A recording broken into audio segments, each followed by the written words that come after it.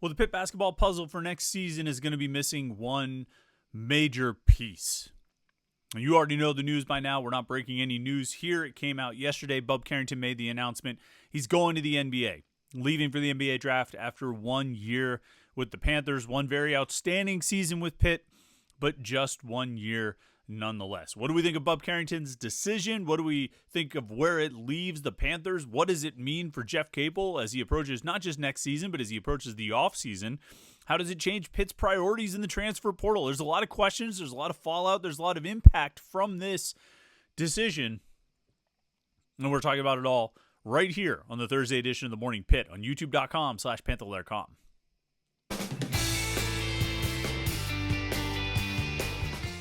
Welcome to the Thursday edition of the Morning Pitt here on youtube.com/Panther-Lair.com. I'm Chris Peak from Panther-Lair.com.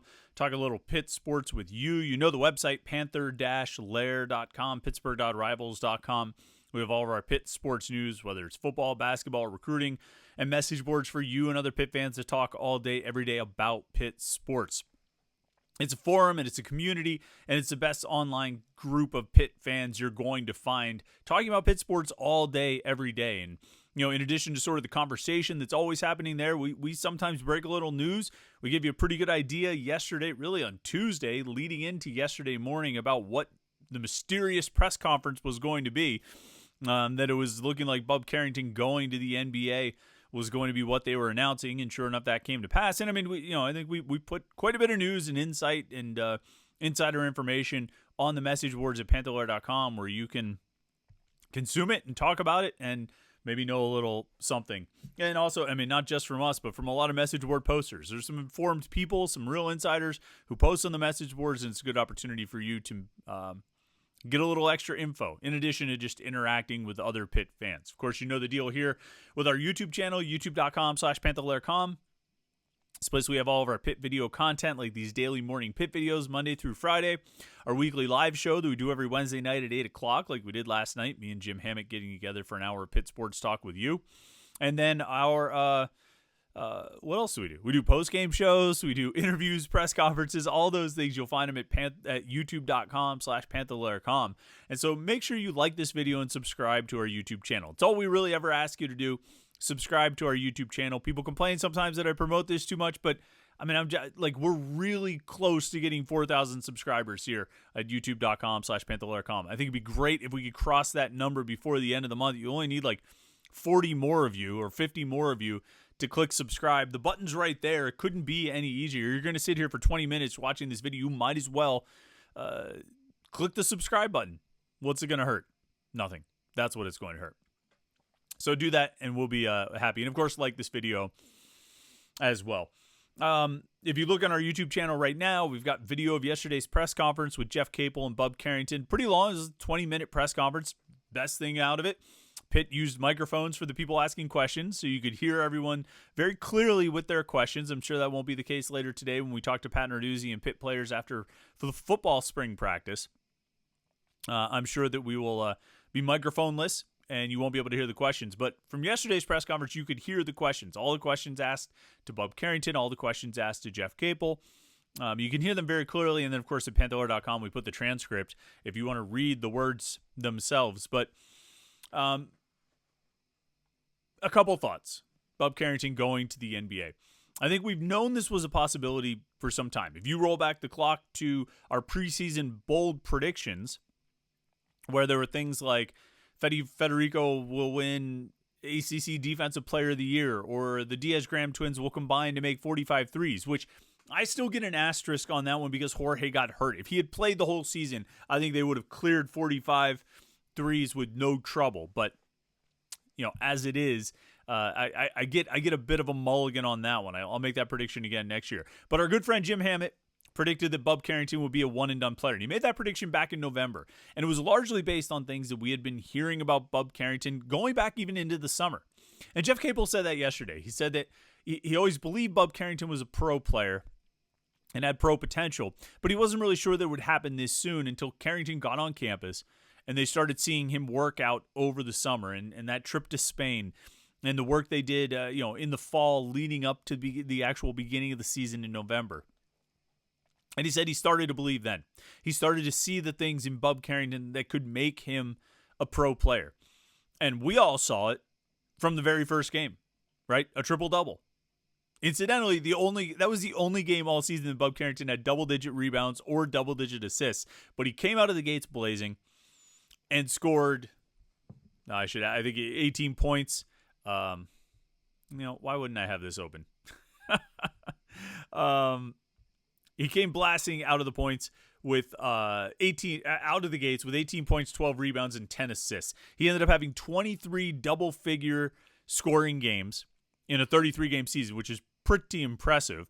He had at least 5 rebounds in 17 games. He had at least 5 assists in 13 games. He was Pitt's second leading scorer on the season, averaging 13.8 points per game. He was the second leading rebounder, averaging 5.2 rebounds per game, and he was the leader in assists. He averaged 4.1 assists per game. No other freshman in the country this season averaged 13 points, 5 assists, and 4 rebounds per game. He was the ACC Rookie of the Week 5 times, ACC All-Rookie Team honoree, as well as an All-ACC Honorable Mention. He was named to the ACC's All-Tournament Team, averaged 16.5 points, 4.5 rebounds, and 2.5 assists. Shot 48% and 45.5% from 3 in the ACC tournament games. He was all over the Pitt freshman record books. He was outstanding. He had an outstanding freshman season, and it was an interesting kind of path to follow, right? Because he burst out of the gates on fire with that triple double. And immediately put his name on everyone's radar. And that damn triple-double got mentioned in every single game after that. That was game number 1. They played 33. And for the next 32 games, it got mentioned how Bub Carrington scored a triple-double in his first college game. And rightfully so. It's really, really impressive. And he was really good for the first 4 games before they faced a little bit tougher competition. And I only bring up the Florida game and some of the challenges he ran into when the competition went up. I bring that up to talk about the path that he took this season, how he did face adversity. How he burst out of the gates and was, the best freshman in the country. And then all of a sudden he started playing some tougher competition, some better players, some high major competition, and all of a sudden it became a little bit tougher. Florida and Oregon State were tougher. Clemson was tougher. These were challenges, it took some adjustment for him. Partially going from being a freshman nobody knew about to somebody who was very much on everyone's radar after getting the triple double. Florida went into that game knowing they had to bang on Bub Carrington. They had to get physical with him. They had to make life difficult for him because he had been just getting, everything was cream cheese in those first 4 games, and he was the scouting report. He was the guy at the top of the scouting. It was, you can't let Blake Hinson get open in the corner, and you've got to watch this guy Carrington because he's a stud. And Florida took the battle to him, and I think it was eye-opening a little bit for Carrington to face that level of competition. And I think as he got into ACC play, there was still more of that happening. However, and this is an immense credit to Bub Carrington, his commitment, his work ethic, and his just desire to get better, is you saw him progress. You saw him develop. You saw him improve over the course of the season to the point where by the end of the year, he was playing really, really well. He finished the season playing as well as anybody on the team after a slump, which I think he would probably even admit to, that he had a struggle and a bit of a slump. But he finished as well as anyone. He was playing as well as anyone. He was, arguably the best player on the team at points in the final 5 games. And no worse than the second best player. And he played great, working in tandem with Jalen Lowe, working in tandem with Ishmael Leggett. He did his best to try to set things up for Federico. That wasn't always a winning proposition. But he kept getting better, and I think it kept getting more and more exciting to see what he was capable of as the season rolled on. There were still parts of his game that I think never really came to full development. Never really bloomed over the course of this season. I think from the start, we've wanted to see Bub Carrington drive to the hoop more and finish at the hoop more and not pull up for the mid-range jumper quite as much. He can make those shots, and he should make those shots, and it's a very big part of his arsenal. Threes, 3-point shots are a big part of his arsenal. Pulling up for mid-range is a big part of his arsenal. But becoming a true 3-level scorer where he went to the rim and finished It wasn't really something that was a big part of what he was trying to do or what he often tried to do. I think he was capable of it. I think he's big enough, and I think the strength was coming along that he could do it. He just didn't really take many shots at the rim. It wasn't really what he looked to do. He was more inclined to pull up for like I say, a mid-range shot or maybe pass. But I think over the course, even with that, even with that part maybe missing from his game over the course of the season, he just kept getting better. And again, it wasn't all linear. It wasn't all steps forward. There were ups and downs. But there were more ups than downs. And by the end of the year, it was all pretty up for Bub Carrington, who I think was playing really, really well. And it's a blow for Pitt to lose him. I don't think you mince words about it. I don't think you try and talk your way around it. I don't think you try and, it's going to hurt. But no, it stings to lose a player of that caliber, a first-round draft pick quality guard. And that's what he is. And that's the level he's at. And that's how he played this past season. It's why he's going to the NBA, because he's going to be a first-round draft pick. And potentially a high first-round draft pick, maybe depending on what happens over the next couple months. And so when you lose a player of that caliber, a player of that quality, you can't really talk your way around it. You can't really spin it. And I think Jeff Capel even acknowledged it a few times yesterday. He said, we wish we could have him back. We're not going to find another player who can really replace who he is or be him. But I think he said, feel good about the players we do have coming back and all this, which is what he should say. And I'm sure actually I think it's legitimate. I think they probably do feel good about the players they have coming back, because we do believe that Jalen Lowe and Ishmael Leggett will return. And that's good. With Bub Carrington, it would have been great. And here's the thing that maybe makes it sting a little more, is it's looking pretty strong that Leggett and Lowe are going to come back. I'm pretty sure. No, I'm never 100% sure about anything. I'm 99% sure that if Carrington decided not to go to the NBA, he would be back at Pitt. And really that 1% is a pretty weak 1%. I'm almost entirely positive he would be back at Pitt if he decided not to go to the NBA. And I think as NIL funds and things like that go, I think Pitt probably would have had opportunities to bring in some, and still will continue to have opportunities to bring in some quality forwards and a quality big man or two to kind of fill out that rotation in that lineup. And I think if you had Carrington, Lowe, Leggett, and a couple quality forwards, a good center and an impact player at power forward, this team, you would start talking about this team in terms of not just the expectation is to make the NCAA tournament, but the expectation is to make like the Sweet 16. I think they would have been that good. But a big part of that is Bub Carrington, or was Bub Carrington. And when you take Carrington out of the mix, now a whole lot of things have changed. I think the outlook for this team has changed. And I'm not going to say that they should not expect to make the NCAA tournament. They absolutely should expect to make the NCAA tournament. But the way they get there is going to be different than it would have been if they had Carrington on the team. I think he is good enough to make that big of a difference. And I think by next season, by the fall, he'll have improved enough to really be that level of player. But when you take him out of the mix now, you're opening up, you've created a lot of question marks. Because whereas your efforts in the transfer portal were largely focused on getting forwards, a 4 and a 5, and then whatever else you could maybe bring in, now you have a pretty big need at guard. Now you have a pretty big need in the backcourt where you're going to have to try to get someone out of the transfer portal to play in the backcourt, because you've got Lowe and Leggett back. You've got Brandon Cummings coming in as a freshman, and I think he's going to be really good, and I think he could play as a freshman. I don't know that he's going to have a Bub Carrington level impact as a freshman. I don't know that he's going to have a Jalen Lowe level impact as a freshman. Maybe he will, maybe he won't. I don't know. I don't think it's something you can count on, though. And you're going, and even if you can count on that, I know they made it with 3 guards last year, but that was also with Blake Hinson. If you don't have that kind of offensive firepower at the 4, I think you're going to need another guard to come in so you can play 3 guards more often than not. Zach Austin's a bit of a wild card there. I don't know what he's going to give you. He was so inconsistent this past season. I think he can be a better player. I think he can make more of an impact. I mean, we didn't see it with any level of consistency this past year, and so it's hard to count on it for next year. You could say, okay, well, you go into the season with Lowe as the starting point guard and Leggett as the starting two, and that's great, and it is. It's really good.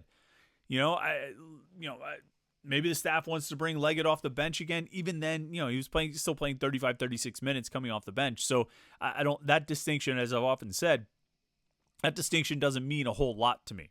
That starter reserve distinction when a guy's playing as many minutes as Leggett was.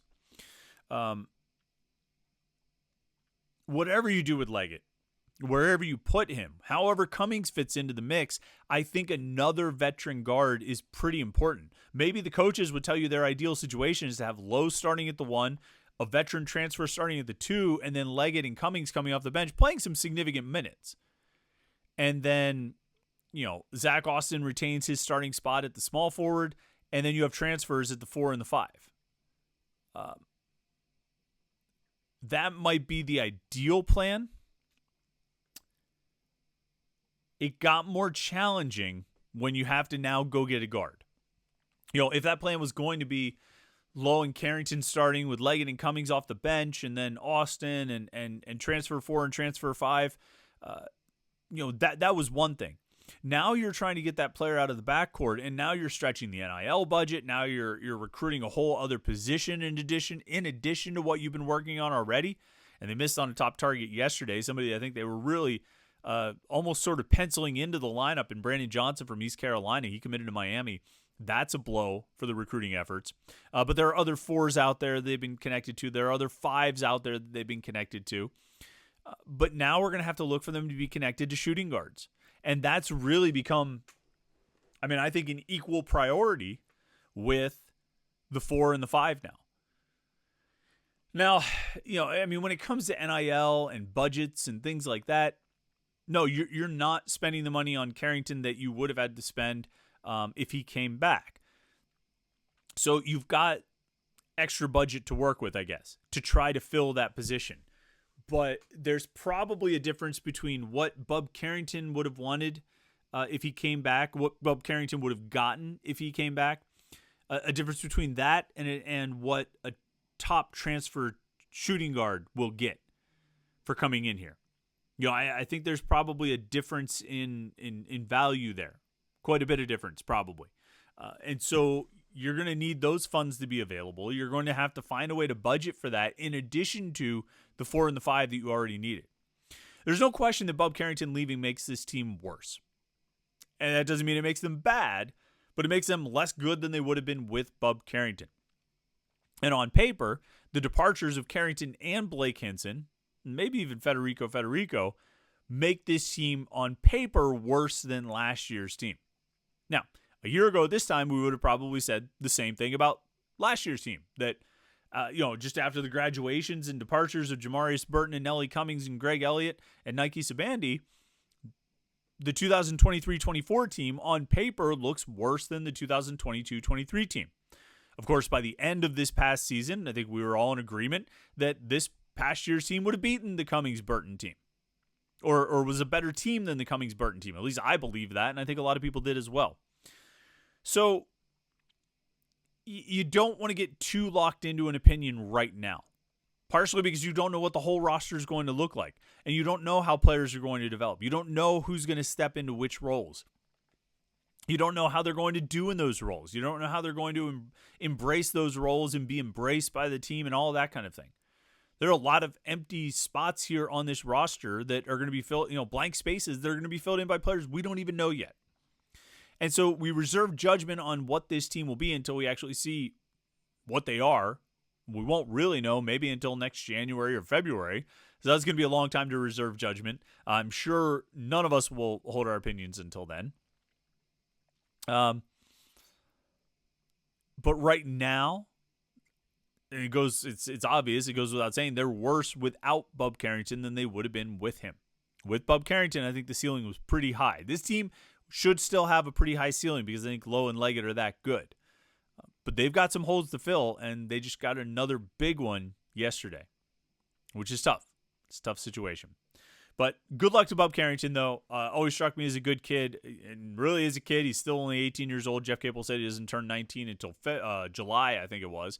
So he is young, but I thought he did well here. He handled himself well here. He faced adversity, and he was able to get through it. I think he bought into the team concept and the culture that Jeff Capel has been building at Pitt. And, I think that's, it speaks well of him. It speaks well of Capel. It speaks well of the culture. I think Capel was a big part of what got Bub Carrington to Pitt. I think Capel was a big part of what was drawing Bub Carrington to potentially come back to Pitt. And I think Jeff Capel was a big part of Bub Carrington's development over the course of the last season.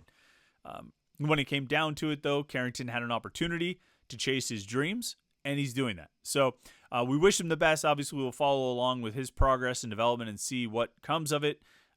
But hopefully this goes really well for Carrington because he's been a good representative for the Pitt basketball program, and he could continue doing so as he moves on to the next level. So good luck to him, and now we'll keep an eye out for official announcements from Ishmael Leggett and Jalen Lowe. I think both of those guys are coming back. I've said that a bunch of times. Just need to hear it from them. Maybe they'll have another press conference about this. I didn't even talk about the press conference, did I? I didn't even talk about how people were freaking out about the press conference because guess what? It's not a story. It's not an issue. There's no downside to Bub Carrington having that press conference that he held yesterday. So that's all I'm going to say about it.